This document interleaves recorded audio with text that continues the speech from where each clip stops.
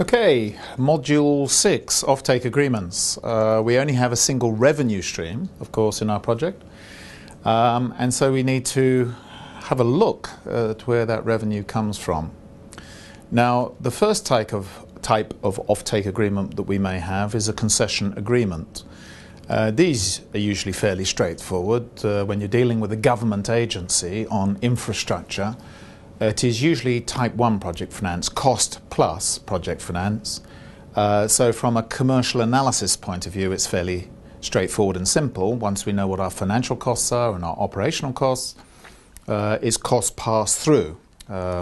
Revenue covers the cost by definition. The key ingredient, I think, in a concession agreement is the termination rights. If there is fault on the part of the special purpose vehicle, what are the rights of the government agency? In many countries in the world, the government agency has the right to terminate the concession, and then there is compensation. The bankers typically would receive their loan repaid. The sponsors would receive nothing if termination was with fault on the part of the SPV. In the UK, that tends not to happen. There are no compensation rights at all. What the debt financiers have is step-in rights. In other words, you have a direct agreement between the government agency and the debt financiers.